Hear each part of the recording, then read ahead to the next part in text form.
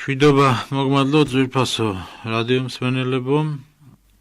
დღეს ვისაუბრებ ჩვენ ისეთი მოვლენისა და ფენომენის შესახებ, როგორიც არის მოდერნიზმი და რამდენად საზიანოა ის ჩვენთვის.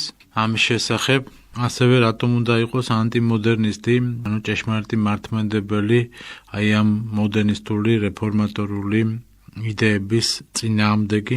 იმისათვის რომ გავერკვეთ ამ საფუძვლიან საკითხში და დღეს მეტად აქტუალურში, ვინაიდან თავად ეს სულისკვეთება უკვე შემოიჭრა ეკლესიაში და ძალიან უჭირს თანამედროვე მოწმუნეს გარკვევა იმისა, თუ სად არის ნათელი და ბნელი, სად არის ჭეშმარიტება, სად არის მოდერნისტული სულისკვეთება და სწავლება და რომელია ჭეშმარიტი სწავლება.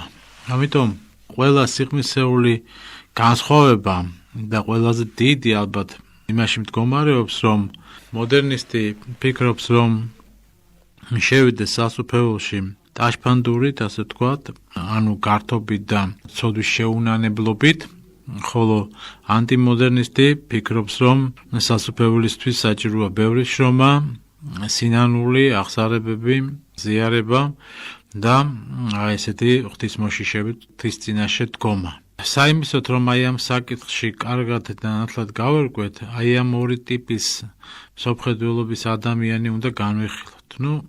როგორია დავიწყოთ მოდერნისტის ტიპაჟი, უცნაური ფიგურაა მეტად, მას უკვე სმენია ამ მართლმადიდებლობის შესახებ, წმინდა მამების, მსოფლიო კრებების, რომ აუცილებლად უნდა დავიცვათ ჩვენ ეს საწმუნოება, ეს ყველაფერი მან იცის, მაგრამ ეს მისთვის მწირია, ასე თქვათ, და ის ეძებს უფრო თანავედროვე ხერხებს, აზროვნებას, იცხოვროს და იაზროვნოს არა ისე, როგორც მართლმადიდებლები ამბობენ და წმინდა ეკლესია კერძოდ თავისი ტრადიციით, წმინდა გარდამოცემით, არამედ საკუთარი ახირებისაებრ. ამიტომ მოდერნისტებს შორის ვერ ვიპოვით ჩვენ რაღაც ერთიან კვალს, ასე ვთქვათ, ერთიან სწავლებას, იმიტომ რომ ყველა მოდერნისტი თავისი ახირებისაებრ დიარღდება ამ საკუთარი თუ სხვისი არგუმენტებით.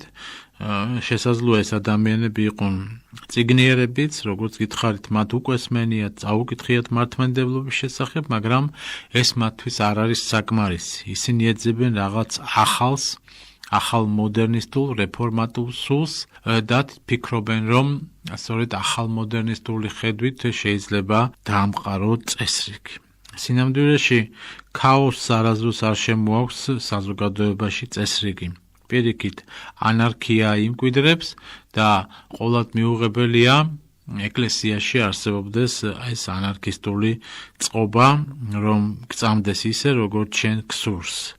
ეს პროტესტანტებმა ჩადეს თავის თეზაში და მივიღეთ ის 1000 პროტესტანტული კონფესია, რომლებიც თვითონაც არ იციან, რომელია უფრო პირველი და რომელი უფრო ძველი და რომელი უფრო ჭეშმარიტი და რა თქმა უნდა ჭეშმარიტი არცერთი არ არის. და რაც ხედავ ჩვენ მანიპულირებენ ეს ადამიანები თავისი ამ საკრული გონებით და მანიპულირებენ, როგორც მათ ეს ჭირდება. საჭიროებისაებრ იყენებენ ხან მართლმადიდებლურ აზროვნებას, თუ უცხო წრეში იმყოფებიან და არ არის ისეთი საზოგადოება, რომელიც მათი მომხრეა, მაშინ ისინი შეიძლება მართლმადიდებლობად საუბრობდნენ, ან დუმდნენ და მეორე, როდესაც ისინი საკუთარ საზოგადოებაში, ანუ თავისიანებთან იმყოფებიან, ისინი უკვე კაცრად აკრიტიკებენ ეკლესიის სტრუქტურას, თვითონ იერარქიასაც, რომ ყველაფერი შესაცვლელია და ამ შემცვლელად ისინი მოდერნისტები მოიაზრებენ საკუთარ თავს და არა ვინმე უფრო ბრძენს, სულიერს, აღმატებულს და მართლმადიდებლურად მოაზროვნეს. ამიტომ მათთან ბრძოლა, ოპონირება, ასე თქვა, ჩვენ ბრძოლას ამას ვეძახით, რომ საღვთისმეტყველო ოპონირებას, ანუ წინააღმდეგობის გაწევას, ხო, ეს მეტად რთული პროცესია, ის იოლად ამბობს უარს იმ განცხადებებზე, რომელიც მისი მამხილებელი შინაარსისაა, რადგან ამის დადასტურება ძნელდება, ის ლავირებს, მოდერნისტი ყოველთვის ლავირებს და თუ მithქვას რაღაცა სხვა შინაარსით იყო და მოკლედ სიცრუეს აქვს ადგილი. მოდერნისტმა იცის ეს ყოველივე, რომ ამასოფელი დრო დასნეულებულია სულიერად, მაგრამ მიუხედავად ამისა, სწორედ მასში ეძებს, ანუ ამასოფელში ეძებს რეცეპტებს, ასე ვთქვათ, ეკლესიის გამოსწორებისათვის. მოდერნისტი არ გახლავთ რამე მარადიული და მოგზალებული ფასეულობების, ასე ვთქვათ, მოტრფიალე და თაყვანისმცემელი პერსონა, ის მოქმედებს ისე, თითქოს სცენაზე იმყოფებოდეს, იცის, რომ მას თვალსადევნებენ, ამიტომ მეტად დახვეწილია, როგორც გითხარით, სასიამოვნო შეიძლება ვიზუალური შთაბეჭდილებაც კი დატოვოს ადამიანებზე, იმიტომ რომ იცის, რომ ეს ყველაფერი, ასე ვთქვათ, ერთგვარი შარმი მოქმედებს ადამიანის აღქმის უნარზე და ამიტომაც ძალიან ძნელია ნეოფიტე ადამიანისთვის, ანუ ისეთი ადამიანისთვის, რომელიც ჯერ კიდევ მყარად არ გაეკლესიურებულა, არ გაუგია აი ამ ტრადიციის, მართლმადიდებლური ტრადიციის ფესვების გემო და მოვიდა ეკლესიაში, ვთქვათ, ასეთ მოდერნისტთან და დაინახავს, რომ ის მოქმედია, საკმაოდ ენერგიულია, საკმაოდ გარკვეულწილად განათლებულია, სოციალურ ფონს ანიჭებს უდიდეს ნიშნულობას, შეიძლება აშენებული, დამშვენებულია, ანუ გარეგნული წუნი არც ჰქონდეს შეიძლება და ცხადი ადამიანი იხიბლება აი ამ მოდერნისტით, რომელიც სწორედ აი ამ გარეგნულზე აკეთებს აქცენტებს. ის მუდმივად ცდილობს შეერწყას, რაღაცნაირად შეერთოს ის შეურწყმელი, რასაც ჩვენ ჭეშმარიტებას ვეძახით სიცრუესთან. არ შეიძლება ნათელი იყოს ბნელთან, არ შეიძლება დოგმატი ჭეშმარიტი იყოს ადოგმატურ სწავლებასთან ან მცდარ დოგმატებთან უნისონში. და კომპრომისი მისთვის და აი ამ მოდერნისტისთვის არის საშუალება დაუბრუნდეს აი ამ კომფორტულ ცხოვრებას, ნორმალურ ცხოვრებას რო ეძახიან, იცხოვროს ისე, როგორც ყველა და არა ისე, როგორც ეს მართლმადიდებლობა ასწავლის და რას ასწავლის მართლმადიდებლობა თუ საჭიროა, დევნა და იწროებაც უნდა აიტანოს ქრისტესთვის, ხო? რომ ის უნდა იყოს არა ამას სოფლის საგანი. ეს არის ცალსახა მოთხოვნა ქრისტიანობისა. მოდერნისტი ყოველთვის მოხერხებულია თანხვედრაშია ამასოფლის სულთან, ამიტომ ის პრინციპში ამასოფლისაგანია მთლიანად და შეიძლება ითქვას ფარული ურწმუნოც და ათეისტიც, იმიტომ რომ ეთფრიალება იმას, რაც მხოლოდ ამ ქვეყნად ანათებს, ამ ქვეყნად აძლევს პერსპექტივას. და რას გვაძლევს ჩვენ პერსპექტივას? ანუ კომფორტული ცხოვრება, რომელსაც ჭირდება გარკვეული სიმდიდრე, დოვლათი, ან თქვათ წასვლა-წამოსვლა, შეხვედრები, მაღალი დონის საერთაშორისო შეხვედრები, ვთქვათ, ან ეკუმენისტური შეხვედრები, ან პოლიტიკოსებთან მაღალი დონეზე და ამას ეძახიან როგორც წესი სულიერ გამოწყინებას, რომ ჩვენ არ უნდა ჩავარდეთ იზოლაციონიზმში და არ უნდა ვიყოთ ესეთი ჩაკეტილები, აი ეს რაღაც უცნაური შეხედულება დამკვიდრდა აი ამ პროგრესულად მოაზროვნე ადამიანებში და რას ნიშნავს ჩაკეტილება, როცა თავად მართლმადიდებლობა განსაზღვრავს დოგმატურ ცნობიერებით და ეს დოგმატური ცნობიერება ჯულის კანონი არ იძლევა ყველასთან ერთობლივი ლოცვის უფლებას, სხვა კონფესიებში მადლის აღიარებას, ჭეშმარიტების აღიარებას და ასე შემდეგ. ეს ჩვენი მოგონილი არაა ღვთისმადლით მოციქულთა გარდამოცემა, წმინდა მამების მიერ დადგენილი სწავლება და ამის შეცვლის უფლება არავის აქვს, ვინც არ უნდა იყოს ის. და მოდერნისტს შეიძლება ითქვას, რომ ის განდგომილების ეპოქის ერთგული შვილია, იმიტომ რომ ის მიდის ყველაფერზე, რაც ეს სოფელი ამ თამაშის წესებით სთავაზობს მას. ის ასე ფიქრობს, რომ ჯობს სწოდო ეპოქასთან ერთად, ვიდრე გაემიჯრო მას და დარჩე მარტო და იყო რაღაცნაირად იზოლირებული მისგან. ასეთია მისი მოდერნისტის მოკლე პორტრეტი. ეხლა რას ამბობს ანტიმოდერნისტი, ანუ იგივე ჭეშმარიტი მართლმადიდებელი ქრისტიანი. ანტიმოდერნისტი მუდამ ღია ღვთისთვის. ის ელის მის სამჯავროს, თავისი სიტყვის, საქმის თუ აზრის აქცევს მეტად დიდ ყურადღებას და ფიქრობს, რომ შეიძლება დაისაჯოს ყოველივე აი ამისათვის თუ რაიმე უკეთურად ან გაიფიქრა, ან გააკეთა. ამიტომ ის ყოველთვის პასუხისმგებელი შინაარსის არის, თუნდაც მართალია ისიც ცდება, ისიც ეცემა, მაგრამ მოდერნისტისაგან განსხვავებით მისთვის ცოდვა ტრაგიკულობა, მისთვის ცოდვა მიუღებელია, ის ჩადის ცოდვას, მაგრამ ცდილობს ყისიერად გამოვიდეს აი ამ დაცემისაგან. მოდერნისტი კი პირიქით ფიქრობს, რომ ცოდვა ზოგადად ესეთი, რომ მის სულიერ ცხოვრებაზე რაღაცა მოქმედებდეს და ზიანს აყენებდეს, ესე მას არ უყურებს, არამედ უყურებს როგორც რაღაცა შეცდომა, რომელიც რომ არ დაეშვა, მისი ცხოვრება უკეთესად წარიმატებოდა. ქრისტიანული ცოდნა არ არის რაღაცა მედიტაცია, ჩვენ ვიცით ეს და რასაც სთავაზობს ცხოვრების დინება დღეს ადამიანს, არამედ ჭეშმარიტი ცოდნა არის ღვთივ განცხადებული ჭეშმარიტების აღიარება და მიღება.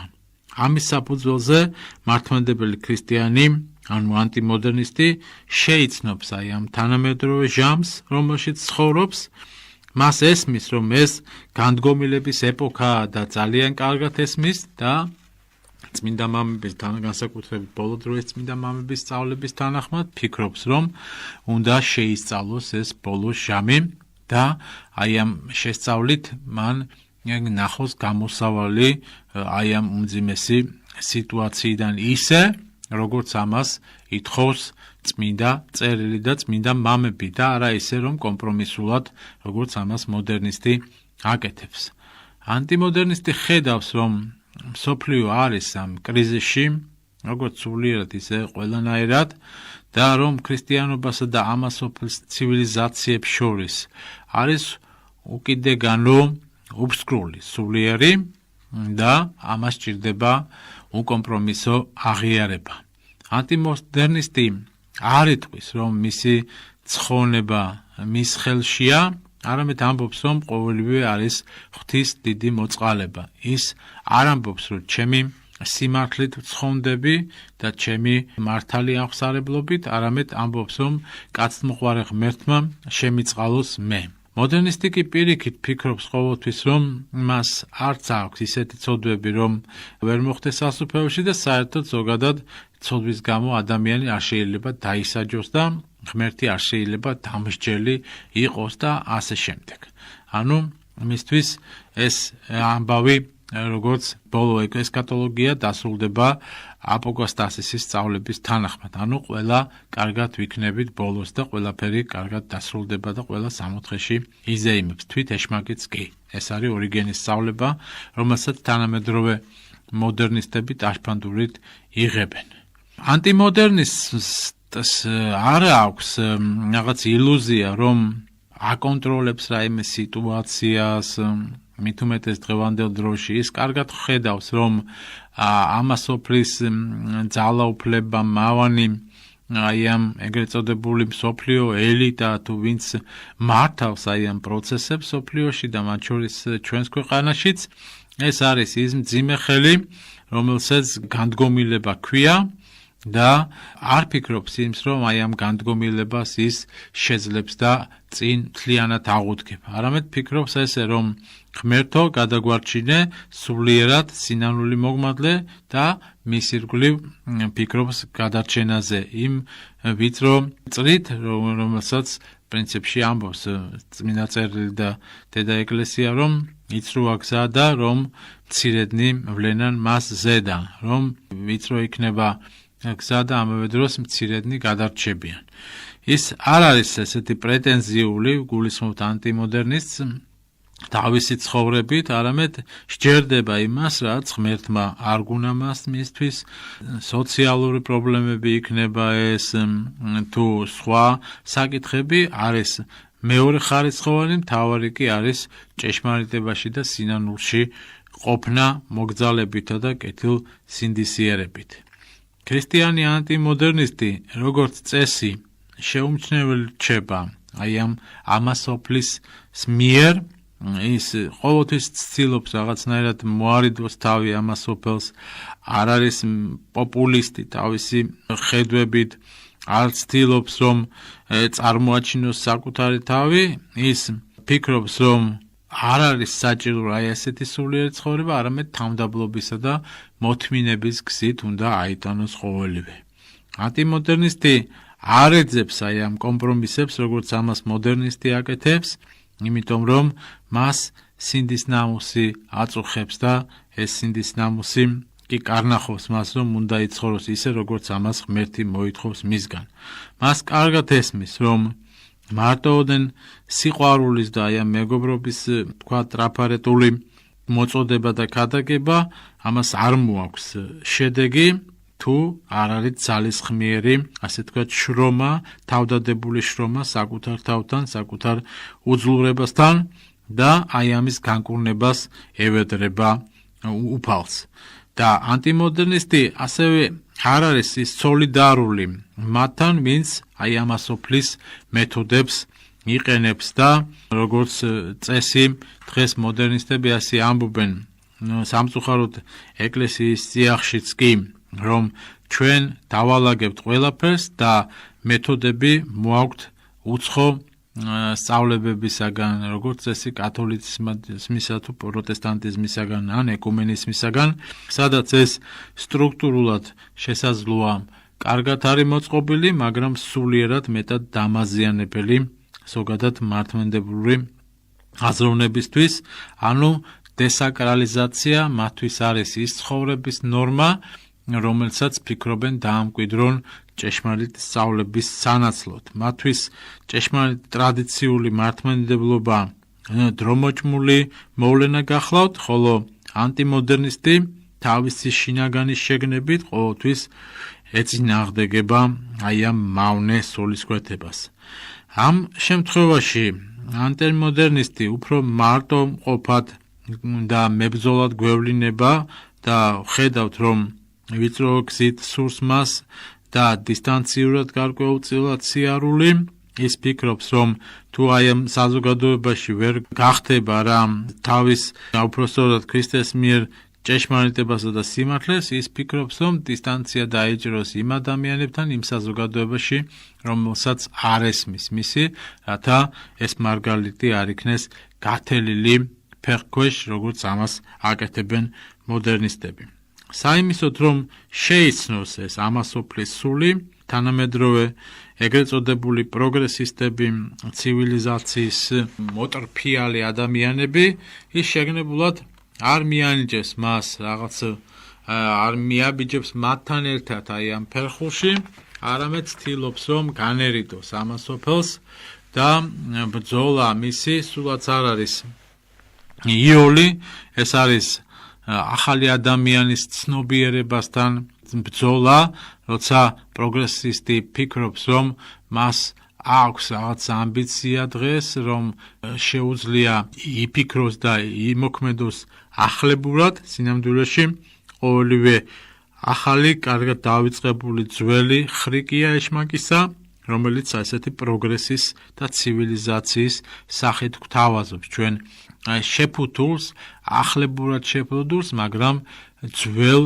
გველს, რომელიც არის დამაზიანებელი ჩვენი სულებისათვის. ამიტომ მტრობა ამასოფელთან სულაც არ არის მომდინარე ქრისტიანული ანტიმოდერნისტული სულისკვეთებისაგან, არამედ პირიქით მოდერნისტი ებრძვის ჭეშმარიტებას, მას არ ასვენებს ის, რომ ეკლესია სტატიკურად დგას თავის პრინციპულ შეხედულებებზე, უბრალოდ ქრისტიანისთვის შეუძლებელს ხდის მასთან ერთობას. პრინციპში ანტიმოდერნისტი შეუძლებელია იყოს მოდერნისტი.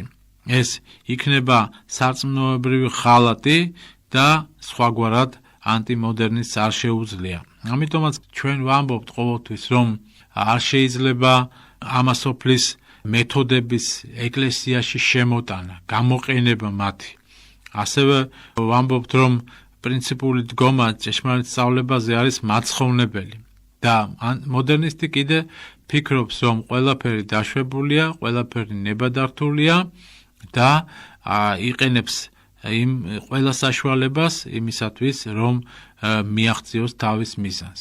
და ჩვენ კი ვამბობთ, რომ მიზანით, საშუალებებით და მოქმედებებით ყველაფერი უნდა იყოს წმინდა ისეთი, როგორცაც ამას ეკლესია გვასწავლის.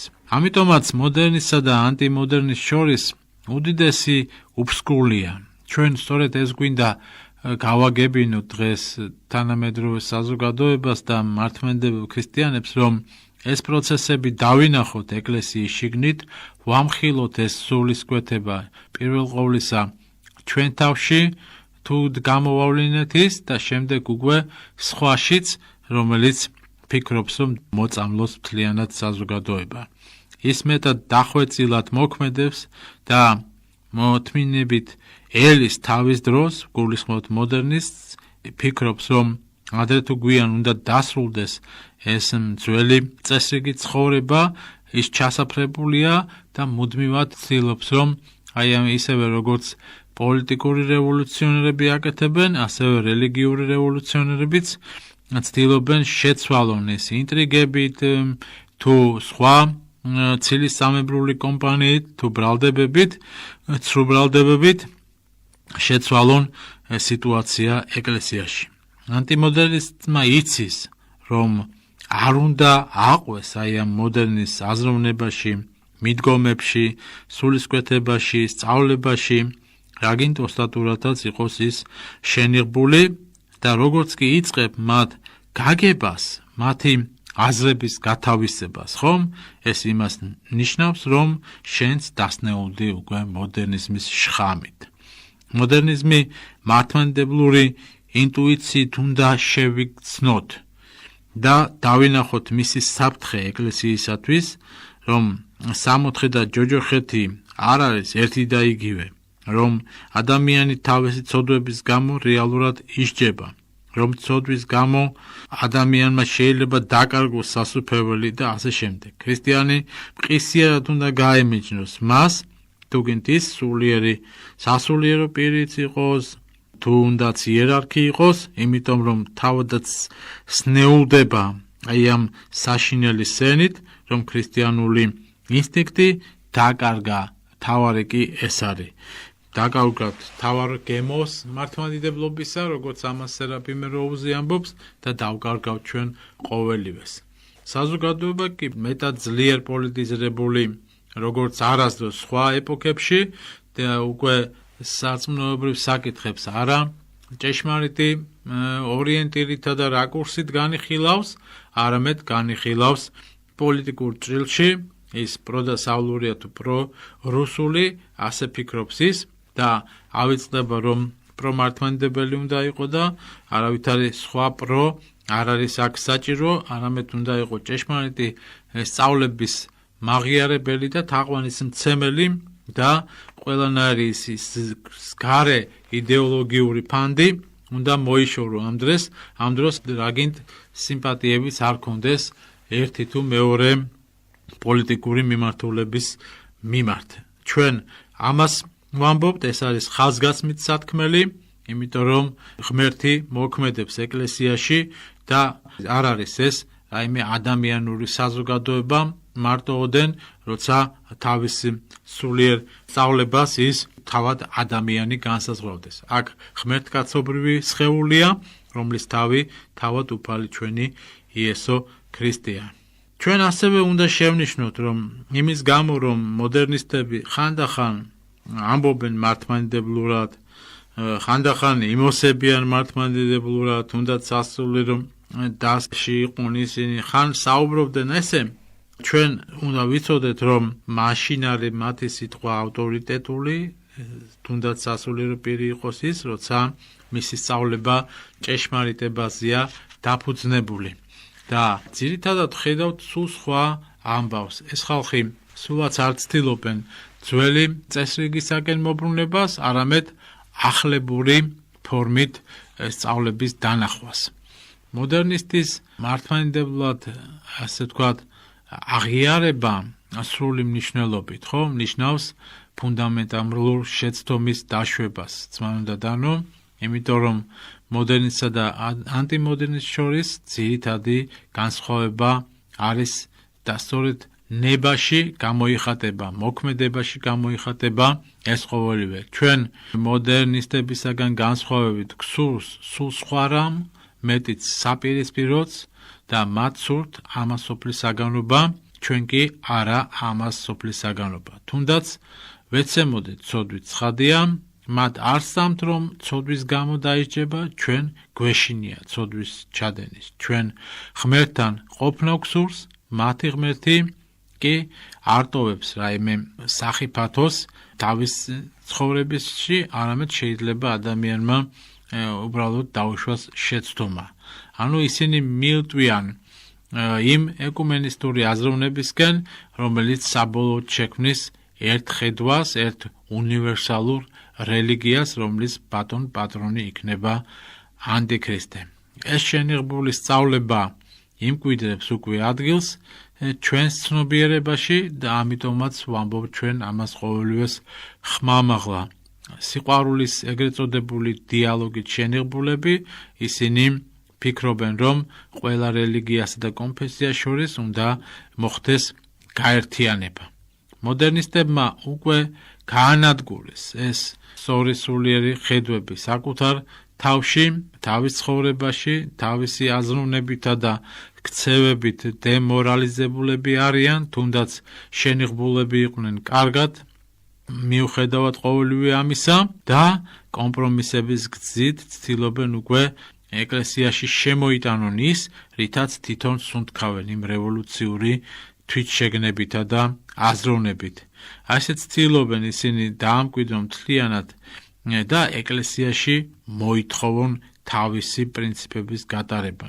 მათ ამოძრავებ ძლიერი მისწრაფება ძალაუფლების მოპოვებისაკენ, ეს ერთ-ერთი სერიოზული ბნება მოდერნისტისა, ვერაფრით ეგუება ის ძველი წესრიგის სტატიკურობას, როგორც გითხარით, და მდგრადობას და ეს მათ ძლიერ აღიზიანებთ და ფანატიზმად მიიჩნევენ ყოველივე იმას, რასაც დოგმატი ქვია ეკლესიაში, კანონი თუ ზნეობრივი კანონების დაცვა. ძირითადი მეთოდი ანტიმოდერნისტისა რა უნდა იყოს, როგორ უნდა დავიცვათ თავი მოდერნიზმისაგან. სრული უნდობლობა იმ პოლიტიკისა, ვთქვათ, რომელსაც ისინი გვთავაზობენ.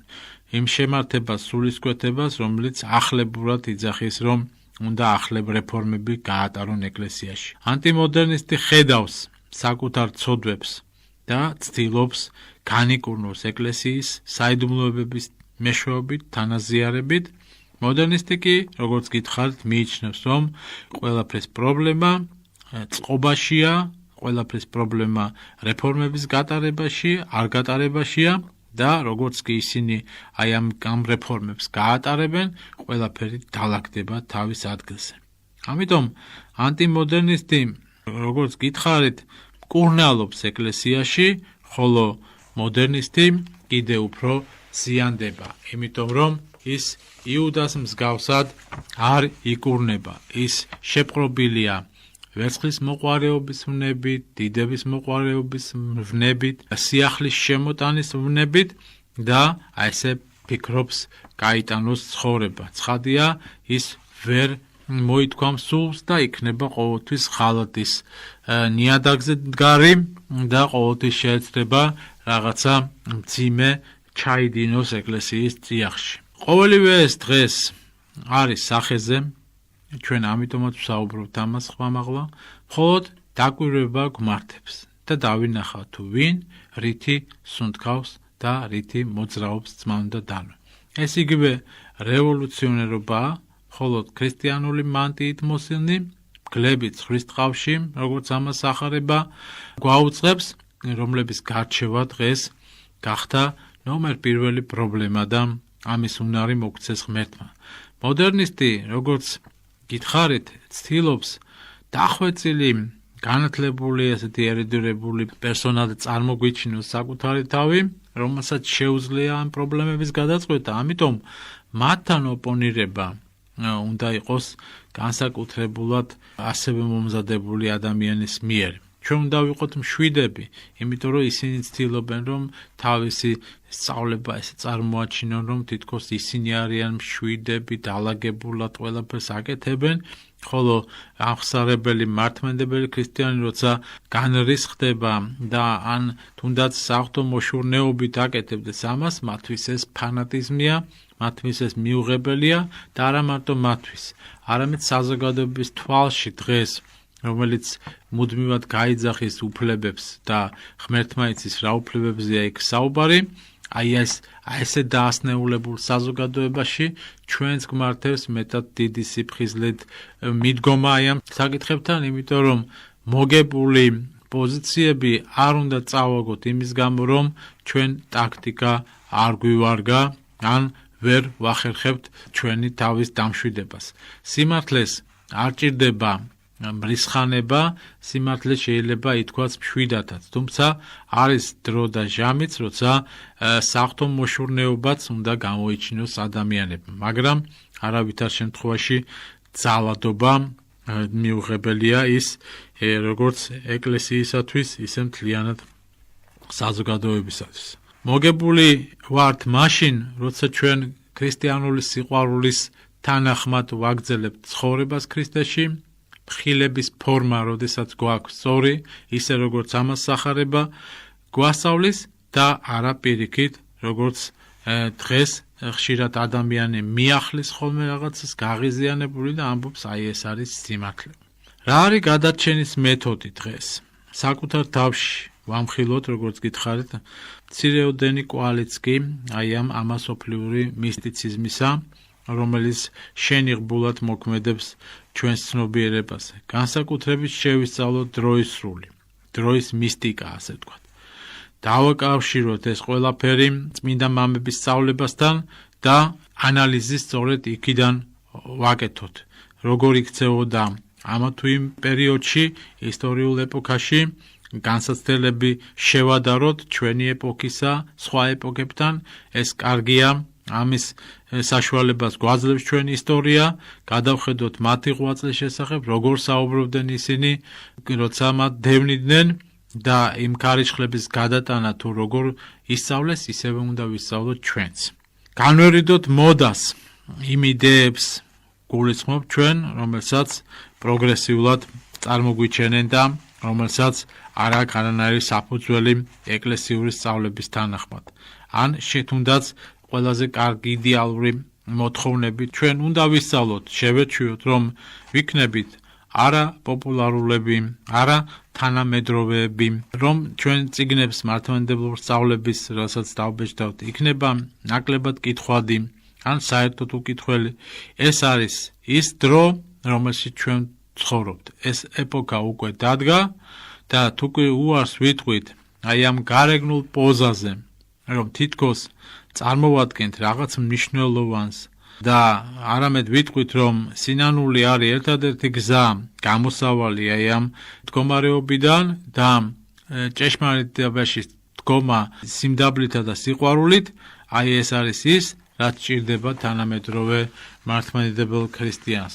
უნდა ვისწავლოთ და სხვებსაც ვასწავლოთ, როგორ განვასხვაოთ ქრისტიანობა ამასოფლისრულისაგან. ეს იმას ნიშნავს, რომ კონკრეტულად რა არის ლიბერალიზმი, მისი და მოდერნიზმი თავისი შინაარსით. ამას ვცდილობ ჩვენ დღეს, მასობრივი ფსევდოკულტურისაგან განვასხვაოთ ჩვენი შეხედულებები და ეს ნეობა დავაკავშიროთ იმ ძველ ტრადიციასა და ფასეულობებს, რომელთაც ცხოვრობდა ჩვენიერი და არა ისე ფსევდოკულტურით და იმ ვითომ ცბიერი კულტურით, რომელსაც დღეს გვთავაზობენ უბრალოდ ანტიკულტურა და ანტიზნეობა. შესაძლოა ეს არ არის პიკი ჩვენი რაღაც რისი გაკეთება შეგვიძლია, მაგრამ უნდა ვეცადოთ ჩვენ დღეს მაქსიმალურად ჩვენი ძალების სიმწირის მიუხედავად, ჩვენი შესაძლებლობების არც თუ ისე დიდი საშუალებების მიუხედავად, ჩვენ ვაკეთოთ ჩვენი წილი საქმისა. არ უნდა დაგვავიწყდეს, რომ ასევე რომ ბოლო ჟამის ქრისტიანები ვართ, აპოკალიფსური ჟამი დადგა, როგორც უწმინდესი ბრძანებს და არაერთი წმინდა მამა ბოლო დროისა და თანამედროვე ღვთისმეტყველებიც ამას ადასტურებენ, ჩვენ აი ამ შუქჭრილში უნდა განვიხილოთ ყველა პრობლემა, თუ გსურს რომ გადავრჩეთ. ეკლესიაში მოსული ადამიანი დღეს რატომღაც არ ფიქრობს ცოდვებზე, სინანულზე, პირდაპირ იწყება ფიქრი იმაზე, თუ აი რა ვაკეთო. საქმე რა უნდა მომიტანოს ამან სარგებელი და ასე შემდეგ. და პასუხი ხშირად არის შემაშფოთებელი ხოლმე, იმიტომ რომ ეს ადამიანი, რომელიც მოდის თავიდან წესიერი სწორი ხედვით, ანუ ცოდვით დამძიმებული, მას ხვდება ცრუ მისიონერი და ეუბნება, რომ აი ესეთი ფართო მასშტაბიანობით საერთაშორისო დონეზე უნდა იმოღვაწეოს მისი ადოგმატური ცნობიერებით, ან გეუბნება, რომ აი ამ საეკლესიო რეფორმას აუცილებლად უნდა გავატაროთ ჩვენ, რადგან არ უნდა დაგვიდგეს ჩვენ, ან სოციალური მოღვაწეობა, გულისხმობთ ის საქმეებით, მოწესრიგებულობა, რასაც სოციუმი ითხოვს.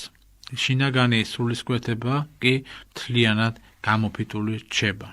ისმის კითხვა რა ვიღონოთ, როდესაც მასები, მათ შორის ეკლესიაშიც დაკარგული აქვთ ეს ინტუიცია და ინსტინქტი მართლმადიდებლობისა და მართლმადიდებლობის სწორი შეფასებისა.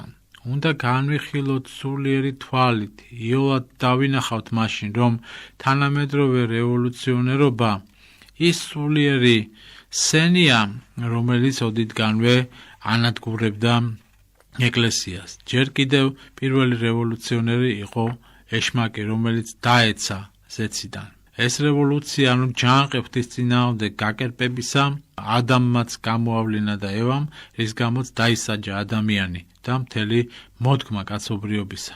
მოდერნისტი ყოველთვის ლავირებს აი ამ ახალმოდური ცხოვრებით, ის ფიქრობს ყოველთვის, რომ მისი ინტელექტი აძლევს საშუალებას, რომ გაუმკლავდეს ყველა პრობლემას, მაგრამ და დალაგებულად გააკეთოს ეს ყოველივე, მაგრამ ხედავთ, რომ ყოველთვის ცრუობს, თუმცა ურევდეს ცოტაოდენ სიმართლეს, იმიტომ რომ სიმართლესთან ნაზავი სიცრუე არის მეტად ისეთი მზაკრული და ძნელად გასარკვევი და სწორედ აი ამ ფენომენთან გვაქვს საქმე.